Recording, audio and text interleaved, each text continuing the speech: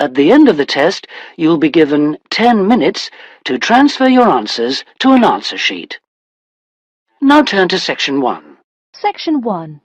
You will hear a conversation between a travel agent and a woman who wants to go to Australia with her husband on holiday. First, you have some time to look at questions 1 to 3.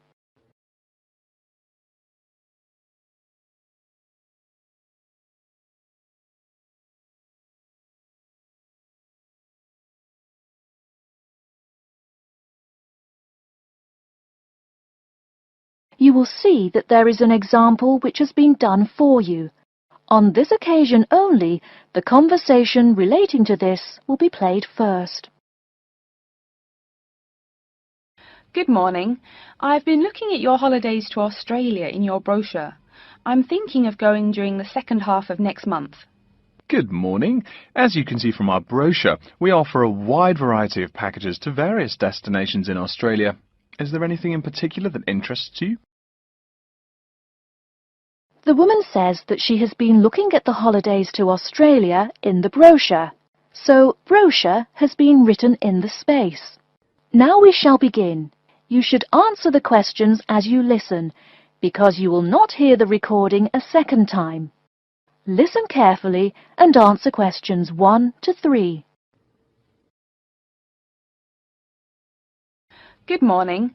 I've been looking at your holidays to Australia in your brochure. I'm thinking of going during the second half of next month. Good morning. As you can see from our brochure, we offer a wide variety of packages to various destinations in Australia. Is there anything in particular that interests you? Yes, my husband and I are very interested in the holidays in the outback. These holidays are becoming increasingly popular. Would you like to arrange flights and accommodation with us, or just accommodation? Can you arrange flights from Sydney? Certainly. OK, flights and accommodation then. Right, you said that you wanted to travel next month. Which date would you prefer? I should point out that there are no daily flights available, so if you have a flexible itinerary, that's better. Well, we arrive in Sydney on the 15th of April, and we were thinking of travelling to the outback on the 18th of August. April. OK, there's only one flight from Sydney to Alice Springs on the 18th, so I'll book you on that. It leaves at 10 in the morning, which is quite convenient. Shall I book 2 seats for you? Yes, please. As for your stay in the outback, you can see from the brochure that we offer 3 packages: budget, standard and luxury.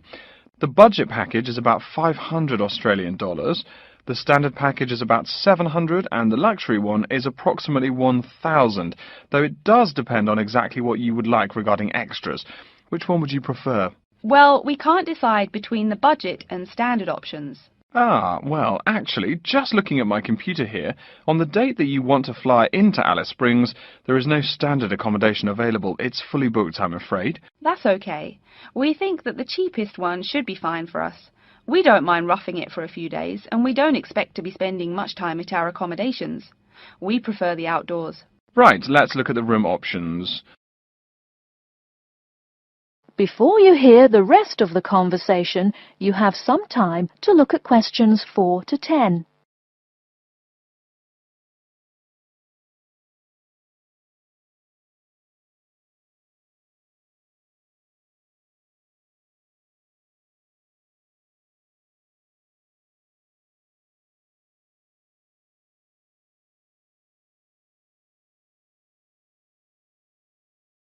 Now listen and answer questions 4 to 10.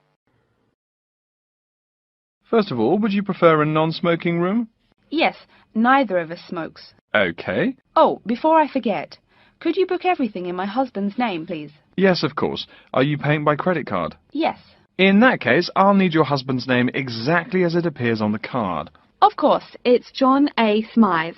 That's Smythe with a Y. John, middle initial A, surname Smythe, S-M-Y-T-H. Is that correct? Correct. Thank you. I'll just check the price. The room will cost $100 a night plus $10 tax, so $110 per night in total. Is that okay? Yes, that's fine. Book us for 3 nights, please. Most of the guests like to participate in some special activities and trips while they are staying in the outback. Is there anything that interests you and your husband? Yes, there are several things we'd like to see and do. We'd definitely like to visit the cultural centre. Yes, that's very popular. It's within walking distance of the accommodation and it's free. It's also a great place to pick up souvenirs of your trip. We were thinking about visiting one of the nearby farms. There are 2 farms nearby, a sheep farm and a kangaroo farm. There is also an opportunity to ride camels in the desert. Have you ridden a camel before? No, but it sounds like fun. Could you give me some more details about the kangaroo farm and the camel ride? Certainly. The kangaroo farm includes information on how the animals are raised, whilst the camel ride provides information on desert flora and fauna. Which would you prefer? You can arrange to see the kangaroos in the wild if you like, rather than on a farm. That sounds perfect. Okay, we'll go on the camel ride and see the kangaroos in their natural habitat. Okay, I'll arrange that for you. I forgot to mention that the journey also includes a stop at a place of Aboriginal artwork. It's a place well known for its stone carvings of animals and mythical creatures. That sounds great. Are the carvings in the desert? Yes. Wonderful. Well, that's perfect then. I'm sure you'll have a lovely trip, but remember that you need to take care in the sun. Yes, we're really looking forward to our trip. We really want to try to experience the dream time under the stars. Of course. That's what a trip to the outback is really all about. Yes. Now, how about the cost? That is the end of Section 1. Now turn to Section 2. Section 2. You'll hear an announcement which is looking for some volunteers. First, you have some time to look at questions 11 to 15.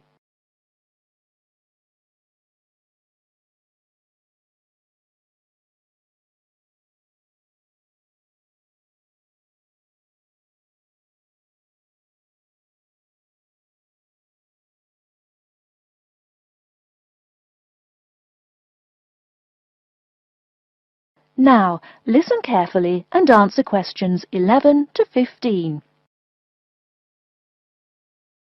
Continuing our broadcast of public service announcements, Worldwide Helpers announces upcoming vacancies for a number of volunteer worker positions. All applicants must meet the following requirements. First of all, applicants must be over 18 years of age. The company apologises, but there can be no exceptions to this rule. Second, persons interested in these positions may not have police records.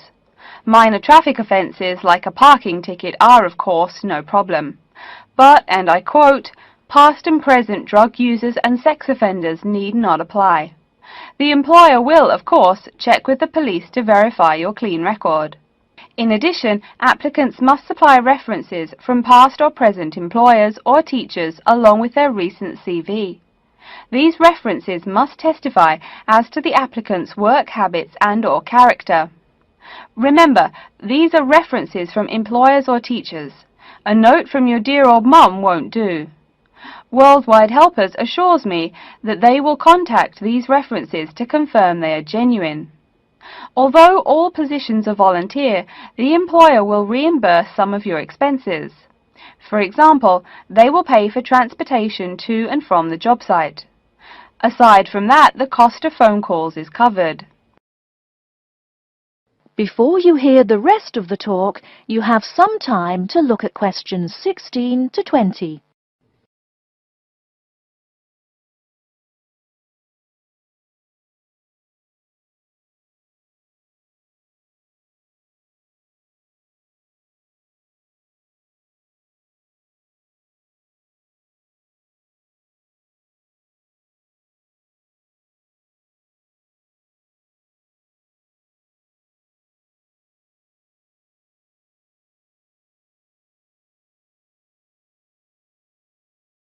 Now listen and answer questions 16 to 20. As for the positions themselves, there are 3 types. The first involves assisting persons confined to wheelchairs. For this position, volunteers must be physically fit and in excellent health. They must be able to lift at least 150 pounds. They should also have a current first aid certificate from the Red Cross. But the most important requirement is that the volunteer must have his own car. On Tuesday afternoons, the volunteers take their clients to various scenic spots around the city to experience and enjoy nature. If you don't drive, but you'd still like to get involved, the centre has a number of openings for people to read to the blind. Readers must, of course, read English clearly. Persons with no foreign accent are preferred. For these positions, you must be available on Monday mornings. Oh, wait, I see a note here. There is one opening for someone who can read Urdu. Apparently, there is a Pakistani blind person who'd like to hear his or her native language, but the other positions are all in English. And finally, there are a limited number of volunteers needed to care for disabled children. I'm sorry, but the information I've been given does not say how many children or what disabilities they have. In any case, you are needed to care for the children for 1 week in August. Apparently, this will be at the close of the summer holiday. I would guess this involves helping them with the routine chores of daily life. Again, volunteers for this position must know basic first aid, be in good health, and be able to lift up to 75 pounds. Okay, our next announcement is looking for someone to facilitate tiger breeding at the London Zoo. And get this, it's a strictly volunteer position. That means you don't get paid. Oh my God. I'm sorry, ladies and gentlemen, but I just have to laugh. That is the end of Section 2. Now turn to Section 3. Section 3. You will hear a student called Pete talking to his classmate Dave about the presentation that he will give on environmental science. First, you have some time to look at questions 21 to 25.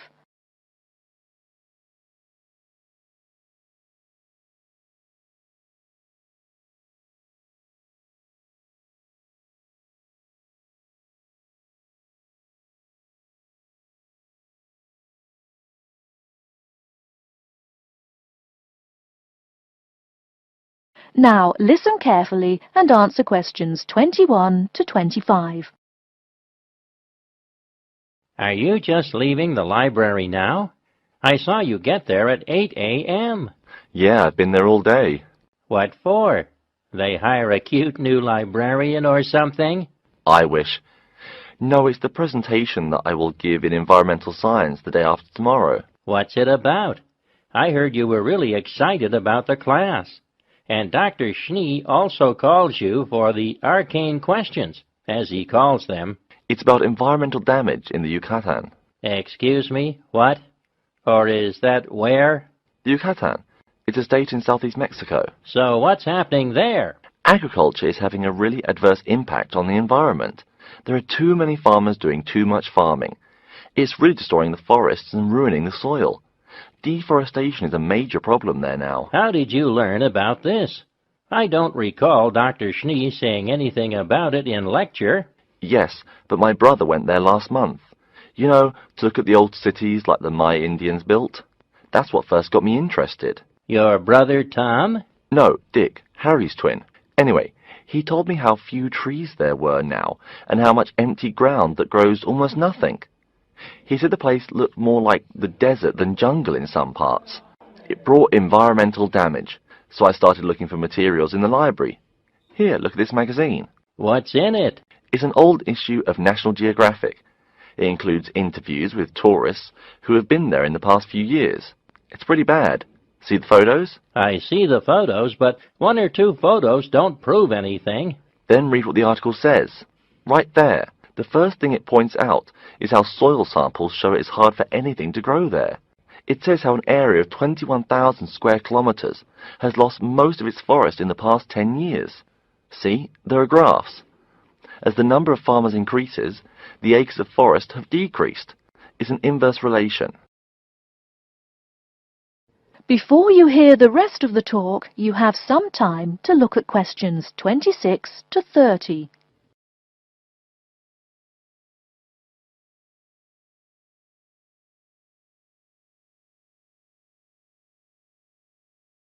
Now listen and answer questions 26 to 30. So, how big is that state? I'm sorry, but I've never really learned the metric system. It's bigger than the state of Massachusetts. That's shocking. Anything else? There's lots of else. Scientists say there's a growing area of about 10.5 square kilometers where nothing can grow at all. It's like the beginning of a desert. Oh, yes, what Dr. Schnee called desertification. But why can't anything grow there? I've never really studied soil chemistry. I'm just starting to look into that subject, but my sister Marie is a geologist, and she says the problem is that the soil has too much saline, with no plants helping to adjust the chemistry. Apparently, that's a common problem with soil types throughout the areas with rainforest. Once you lose the plant cover, it's difficult to bring it back.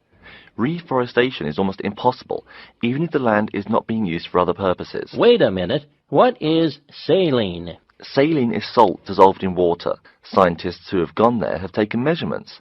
They do this by gathering a sample of the soil and running a simple test that shows the ionization of the solution.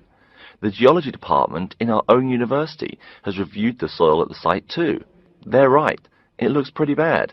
The level of salinity is going up, but the plants that would solve that problem can't be planted in soil like that.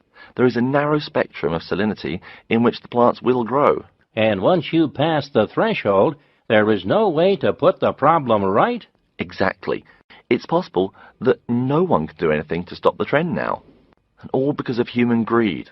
Wait a second. How do you know these scientists can be trusted? What kind of reputation do they have? Are they reliable? Oh, they're definitely reliable. They include 4 members of the faculty from the geology department right here at MIT. Here, study these photographs and check the damage yourself. That's what Dr. Horst, who wrote the book here, did. He's newly appointed, but Dr. Schnee said that he's brilliant. So, where are you going now? I'm headed over to the geography department to borrow a map for my presentation. You know, this whole problem could have been avoided. The farmers there in the Yucatan.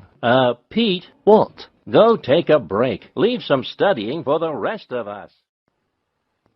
That is the end of Section 3. Now turn to Section 4. Section 4. You will hear a lecture's introduction to Insect Biology 101. First, you have some time to look at questions 31 to 40.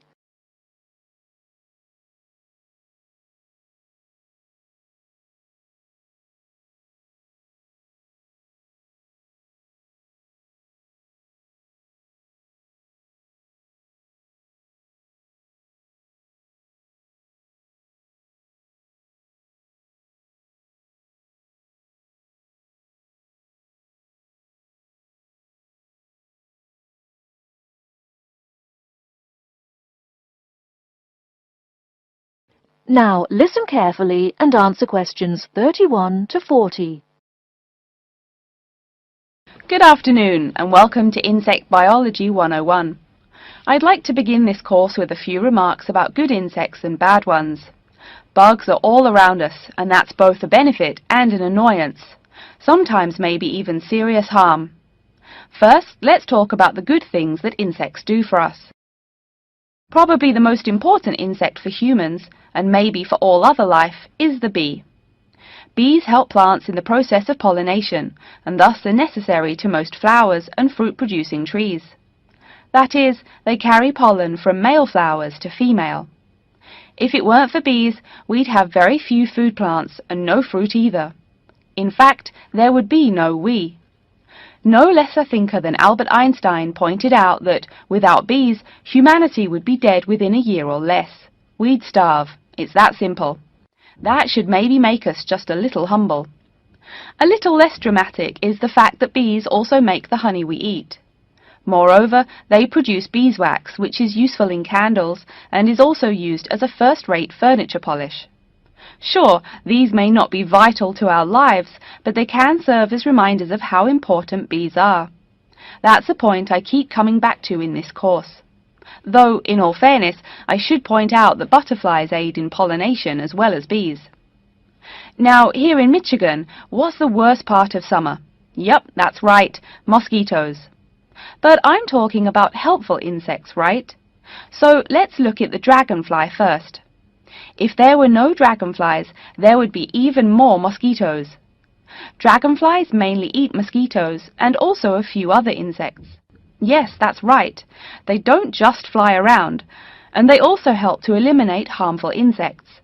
So the next time you see a dragonfly, don't you dare kill it. Now, let's talk a little about those harmful insects. Take the mosquitoes I just mentioned as an example. Not so many years ago, mosquitoes here in America weren't just annoying, some were even deadly. They carried malaria and yellow fever. My own ancestor, the Confederate General John Bell Hood, lived through the worst battles of Civil War, only to die at age 38 from yellow fever. A pest, not a bullet. Well, besides the mosquitoes, in summer there is also a kind of insect that never seems tired. Right, that is the fly. Before I go on talking, I must mention an African fly called the tsetse fly, which feeds on blood and can cause serious diseases in the people and animals that it bites. Besides, it is still a bearer of sleeping sickness, which affects around 300,000 people every year in Africa, and can be treated only with toxic drugs that are hard to administer. Worse still, the drugs sometimes don't work. Other insects, of course, destroy food crops. In China, for instance, locusts continue to be a danger to the harvest in some areas. Less important, but still annoying, moths eat people's clothes and dust mites slowly destroy carpets. Worse, but still in the home, termites or white ants eat wood, the wood of your house. If they are not stopped, they can eventually destroy the whole building. Usually they seriously damage a building before anyone even notices them. So, as we all know, insects can be a real trouble.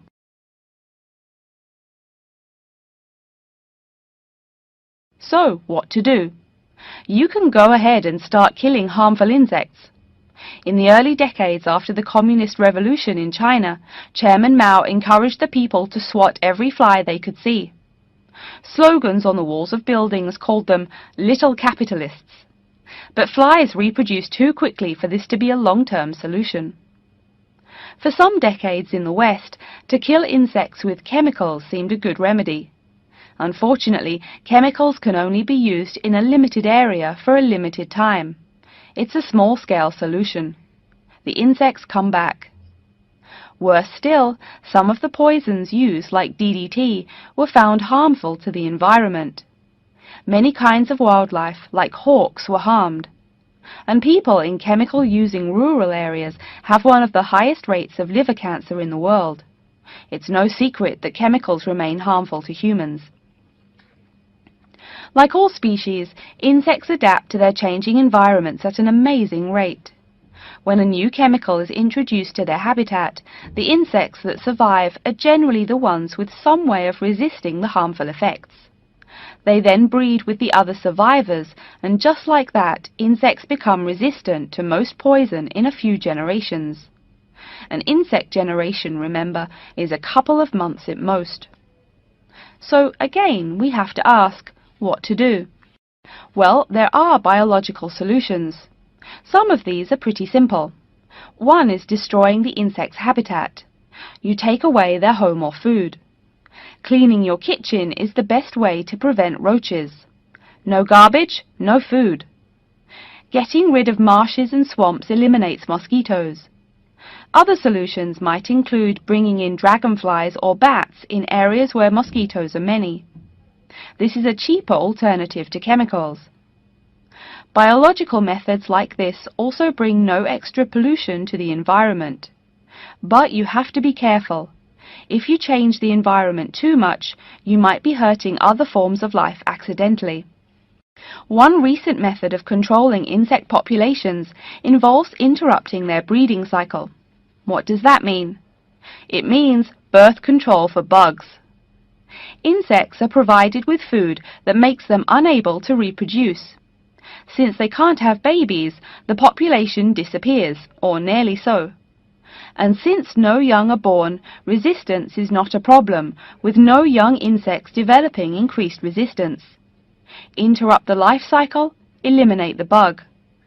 It's clear that we must have an understanding of the life cycle of the insect. At least, that's the plan. We'll go into more detail as the course goes along. Now, I will stop here to see whether you have any questions or not. That is the end of section 4. You now have half a minute to check your answers.